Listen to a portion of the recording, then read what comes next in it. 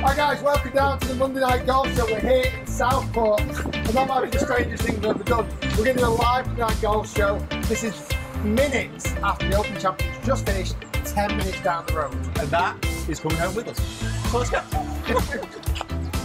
On tonight's Monday Night Golf Show, a recap of the 146th Open Championship. A massive mound that blocks off the rest of the course from the driving range.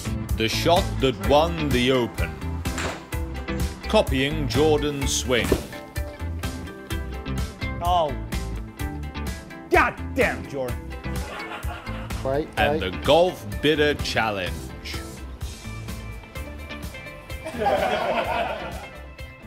And welcome down to the Monday Night Golf Show, which is at the Summer of Golf here in the middle of Southport in very summery Southport conditions. Yeah. Obviously, it's been an incredible week down here. It's been sunny, it's been grim, and this is probably somewhere in the middle. Yeah, so it's been a really mixed week. Not only conditions out on the golf course, the test of the conditions, the scores have fluctuated massively from record-breaking lowest scores to some incredible scoring and the worst of the worst as well. So it's been a real mixed week. We do have a live audience. Thanks very much for all you guys coming along, and you've got a good chance of winning. You are live on the video as well. So we're going to cover the Open. We're going to cover the new Open champion, Jordan Spieth, and how he clutched it. Yeah. Nicely put by one of the audience members. Clutched it on those last 6 holes to take the win. I mean, going into the last round, everyone was saying the same thing. Because he was playing so well, because he was playing so steady, everyone was saying it was his to lose, no one would really be able to catch him, and it really did play out that way. In the first 4 holes, he had 3 bogeys, and he looked nervous. He looked a little bit, you could almost see his eyes almost just like swell and close up a little bit. It was like he was being beaten in the face by himself and the golf course. It was just a real worrying sign, and it really got to the point where on that back 9 where he just managed to come back a little bit, but then he got to the 13th hole. Yeah, I think we need to, let's save that for a moment. We'll come back to that, and let's talk about the venue first off, and what a fantastic venue it was. Royal Birkdale, literally 10 minutes up the road from here. We've been there almost all week, and we have loved the experience thoroughly. We got to play the golf course about 3 weeks ago, and for us it was the biggest test when the wind and the rain kicked in. Yes, and it's absolutely. exactly what we saw this week. We rewind back to Thursday. Thursday was a relatively normal day. I think 6 under 1 on the first day. Leader in the clubhouse. 6 under 1. 6 under got in the clubhouse early doors. A little comping between themselves. Friday, it changed enormously. Incredible. There was a handful of players under par. It just showed how quickly an Open Championship can change. Because after that first day, you were thinking, God, you know, the rought's low, the players are shooting well, they're going to tear it apart. All of a sudden, switching the weather, wind and rain comes in, and hardly anyone can get a birdie. And then after that second day, you were thinking, oh, crikey, well, you know, this is going to be the hardest Open Championship in history. Third day comes around, and it was sunshine. Perfect. So there'd been rain, greens were wet, there'd then been no wind, and the sunshine shone all day. And Brandon Grace stepped up to set a new record of 62. It's the lowest round in any major ever, and it was quite incredible. There was a lot of controversy after it with some really, I don't know, jealous comments, I would say, from some of the commentators. Well, Johnny Miller for a long time has had the record, and he was pretty adamant that his record still was better for some reason, but it is Brandon Grace's now. He is in the history books, and how long are we going to have to wait till someone else breaks it? There wasn't really much of a chance on Sunday. I mean, Hao Tung Lee, friend of the show, got close with his 63, but he was the best round by quite a long way. And he looked almost like he was going to get into a playoff with the way that Kuchar and Spieth were going at one point. Yeah, he would have been sat in that clubhouse thinking, I better go and practice. Well, he was on the range when Spieth hit the ball onto the back. That, by the way, that shot by Spieth, it was about 150 yards offline. So that brings us nicely back to this section. Yeah, well, I mean, you know, we're professionals, we do this all the time. Of course. The 13th hole, it's a hard par 4, it was playing back into wind, and Jordan Spieth hit the most horrendous tee shot you have possibly ever seen in Open Championship, final day by any winner. It was terrible. And I would like anybody to quiz me wrong on that. It was absolutely awful. So far right, he was actually in the tour trucks on the driving range. Now this is very interesting. He took 4 in total drops. He took a penalty drop, which moved him to a location that still line of sight could not get into the green because of the tow truck. He then took another free relief because there were still tow trucks there. I think he went past the Callaway tow truck, he went past the Ping tow truck. Oh, he went through all the brands, yeah. And he finalised on his own brand, the Titleist tow truck, and he took another 2 drops, I believe, to finally give him a position where he could actually see the flag and see the green. From there, he looked like, in his own right, he'd hit the worst shot in the world. That hole, in total, took those 2 players 30 minutes to play. Yeah, I mean, that shot by Spieth, by the way, he still couldn't see the green. No. He could see nothing. All he could see was the massive mound that blocks off the rest of the course from the driving range, which he dropped it on. It was just unbelievable. But the courage that he showed to get that 3-wood up there, then to get up and down, but then on the next hole, the 14th, really the shot for me, which we'll be recreating, the shot that really won it in my mind for him, is when he almost had a hole-in-one on the 14th, rolled it in for a birdie, and then all of a sudden just caught fire. And at this time, Matt Kuchar was right there. Matt Kuchar didn't move. He had a bad start, just like Spieth. They all brought themselves back down to the starting field of 3rd and 4th place. But Matt was still in there, 39-year-old, never to win a major. Matt. I believe his Matt, Your good friend, Matt. I believe his best finish in any major was 3rd place in the Masters in 2012. Yeah, and I think even then he wasn't actually in contention. He was never challenging for that title. He just got up there into 3rd. So to have him stick around like that, and again that birdie on 17 to put that pressure on Spieth, but obviously he still holds the putt because he's Jordan Spieth, and when his back's up and when he's on the green, he's just unbelievable. It was the most clutch ever. So he's birdie 14, he then goes down 15, hits a good tee shot, he knocks it on the green with 3-wood to give him an outside, very outside opportunity for eagle. Outside for anybody else but Jordan Spieth. Jordan Spieth drains this incredible putt for eagle on 15 to extend his lead enormously. Cooch did incredibly well to make birdie after going in the bunker on 15. And then they move on to 16. Again, Jordan Spieth played very cleverly, centre of the green, and just boxed another monster 25, 30 footer to then put him onto the 17th. They both made birdie down 17. So just remind you, Spieth just hit the worst shot in the world on 13. He then makes bogey. He then goes near hole-in-one birdie, eagle, birdie, birdie, final tee, 2-shot lead. Easy as that. As simple as that. It's crazy. But you were scared. I was scared of Spieth when he hit that tee shot of having another Masters You've always moment. been scared of Spieth. He terrifies that one me. time in Scotland that we had that night out. Well, Aberdeen, we don't talk about it. But that way that he actually managed to just settle himself and come back. I mean, he was just unbelievable. He's the most worthy champion, obviously, he won. But really, the courage that he showed, I was rooting for him so much to win. Looking at the wonderful Southport weather again, switching to a new level. Maybe the rain really might start kicking down. So we'll finish the last hole. They both hit. Spieth hit iron, Cooch hit driver down the middle. Spieth put it in the middle of the green, and it was job done. He 2-putted to take the Open Championship. He's the youngest player to win 3 of the 4 majors to give him his own Grand Slam. The PGA, US PGA, is in 2 weeks' time, and he is the hottest player on the planet right now. Lots of players who had bad form going into this, guys like Rory McIlroy. I mean, Rory McIlroy this week was probably the least favourable favourite going into this event ever. I mean, that is not a great nickname to have. Oh, I mean, the least favourable favourite. I mean, that just sucks, that, doesn't it? That's like you're the 4th kid and your parents don't like you. You are the least favourable favourite of the lot of them. But he was so out of form. He'd missed 3 out of 4 cuts. He didn't do well at the Irish. He didn't do well at the Scottish. He comes into the Open and you're thinking this is going to be the worst ever. He starts horrendously. He finishes amazingly, and he came in 4th place. Quite incredible. Well, he's a decent player, isn't he? I mean, deep down, he's all right. But I mean, like everyone else, they just didn't have what it took to challenge Spieth. He was by far the best golfer throughout the week, despite everything that he went through. And it was amazing. It was superb. So well done, Jordan Spieth. Incredible performance. Looking forward to seeing 2 weeks going for a brawling. I like that tactic. Should have got that in like a fancy slow-mo then. The water cascading off the brolly. You can do that. Maybe. So we're now going to do the shot that won the Open Championship. Pete picked out the 14th hole when he nearly had a hole-in-one. Do you want to share this, by the way? It's all right. I'm not branded.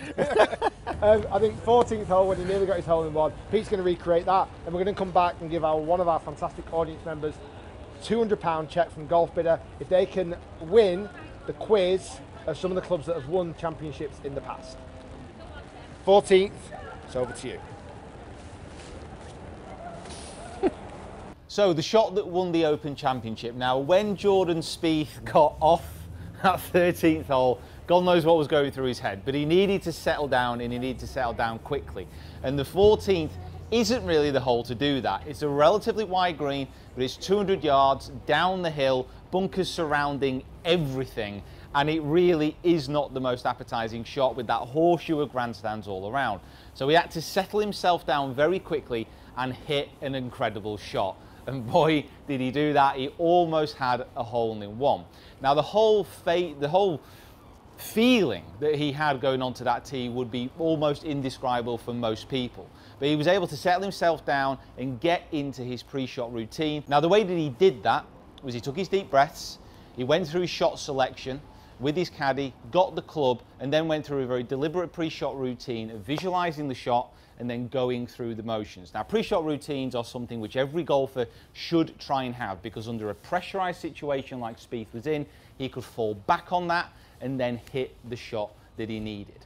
So Spieth's routine is pretty simple. He doesn't really go through that many things, but what he does do very keenly is visualize the shot that he was trying to play. Now, I've got here the seventh hole here at Royal Birkdale, so we don't have the 14th loaded up on the simulator, so it's slightly shorter, and for the sake of my shot, I'd say even more difficult, and with a massive crowd also closer than it was for Spieth. I think this is more of a difficult shot, but what he would have done is visualize the shot. So he would have seen what he wanted to do in the air, which in this case was a little bit of a draw down towards the pin with the wind flowing off his right shoulder. Then he would have gone through his alignment, which is picking just something in front of the ball to align the club face to, which matches into the overall shot shape that he was trying to play. Now, when Spieth gets settled in, he does quite a lot of toe tapping just to get himself comfortable, has a couple of looks at the target, and then moves in and then pulls the trigger. Now, what's most impressive about Spieth is the way that he can recover mentally. It's not bad. It's an uphill putt from there. Leave myself in. There's no need to applaud me. It's fine.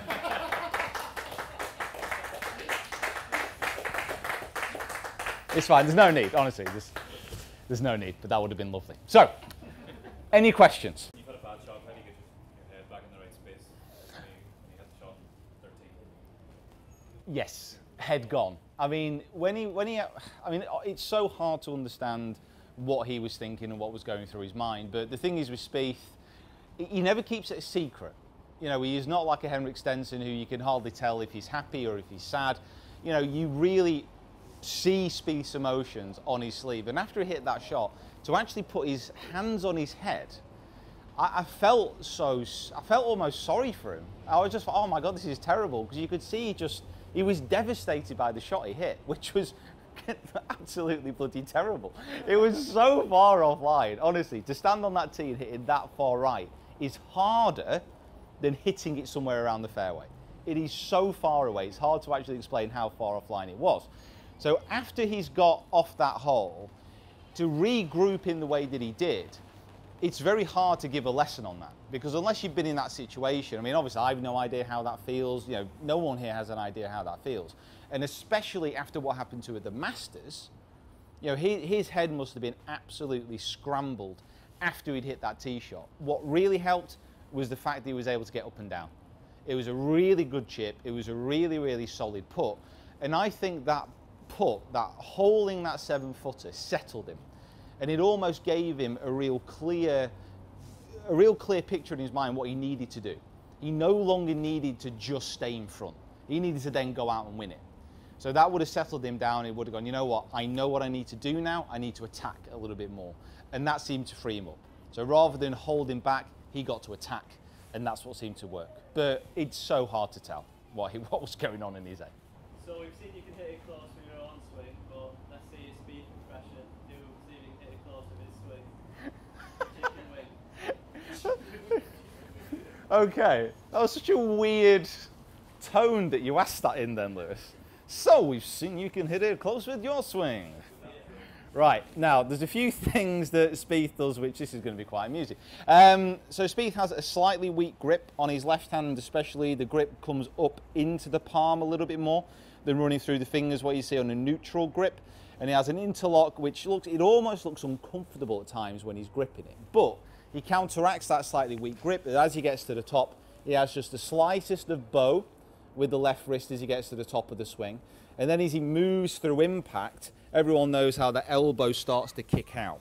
The thing is, that combination of an elbow kicking out towards the target and the left wrist being slightly bowed, what that allows him to do is square up the club face and keep it square for a lot longer. So he doesn't flip over and release in this manner.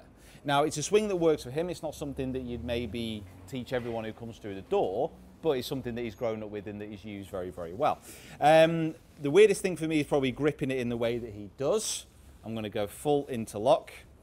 This feels like an octopus wrestling a cod. I will get into my posture.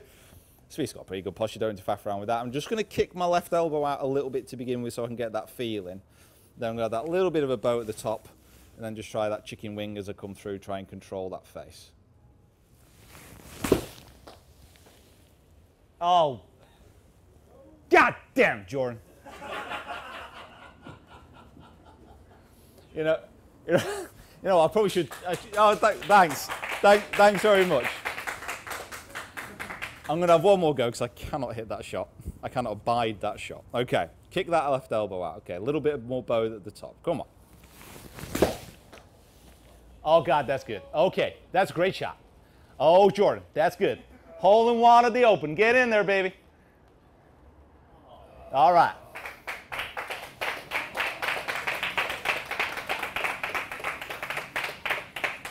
Right, let's go on to the GolfBidder Challenge and let's see who is going to win the check.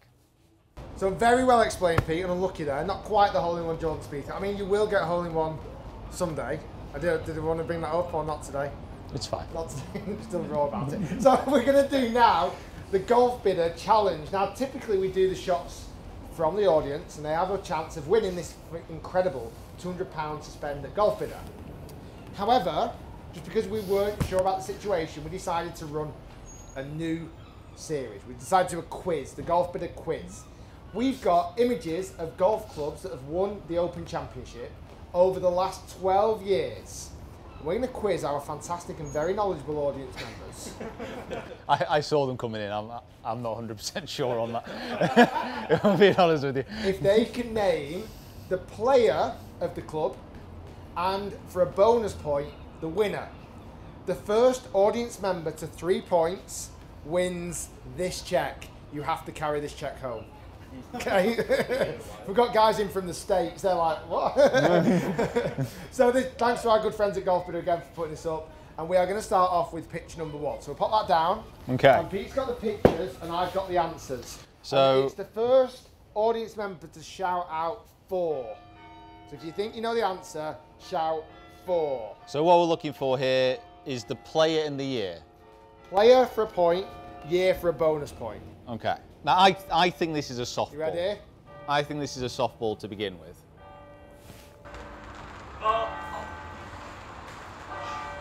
What's your name? Lewis, what is it? Is it Padre? Let me check.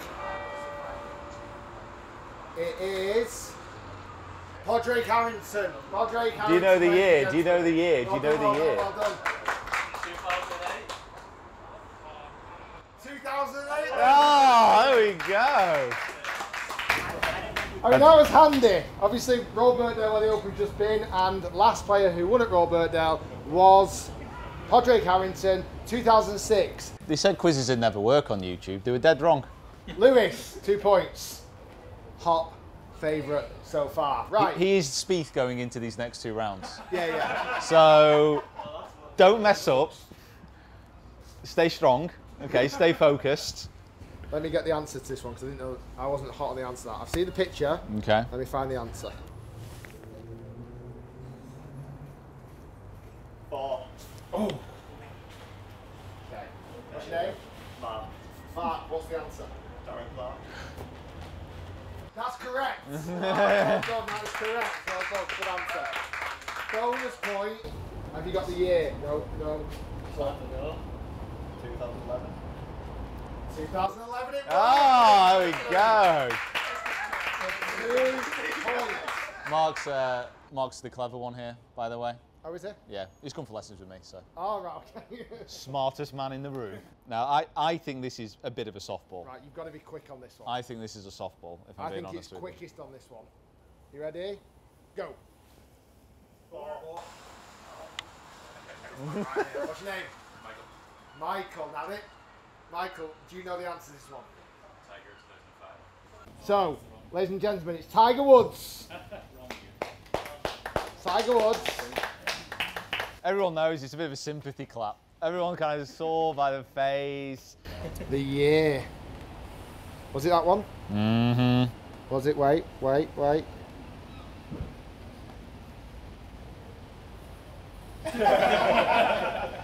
2006. Michael, 1 point. Lewis, 2 points. Mark, 2 points. Right, you ready, audience members? Be quick. People who've not got any marks, be quick. The guys who are in marks, you're in pole position. Are you ready? Hit him. Ball. Oh, Lewis. What's your answer? Louis Louis Oosthuizen. He had a terrible Open Championship this time round. He was going to be quite a favourite. Let's just check the notes. It was in the hands of Louis Oosthuizen. Well done, Lewis. Good work. That's 3 points, isn't it? An extra bonus point. Show off. 2010. 2010 as well. Come on out. In the middle. Give it a kiss. We have the winner. With a grand total of 4 points. Lovely. Lewis, what's your surname? Beardwell. Lewis Beardwell. Beardwell. It's ironic, isn't it? You don't know what? Not yet. So Lewis takes home this £200 jack from GolfBidder, and well done, congratulations. Thanks for all our audience members for taking part in this Monday Night Golf Show. That is a wrap here from South Pole. We've had an awesome time down here for this Open Championship, the 146th Open Championship, won by Jordan Spieth, but real winner is Lewis Beardwell, who took the £200 check. Guys, thanks for watching. If you are new to the channel, hit that subscribe. Our next Monday Night Golf Show will be after the PGA show. Absolutely, and that is PGA. in only 2 weeks. So lots of questions. Is Spieth going to do it? Is he going to complete the Grand Slam? Join us next time and you'll find out. I mean, unless you've obviously watched it previously, but join us next time as well. Guys, see you next time. Thanks, guys.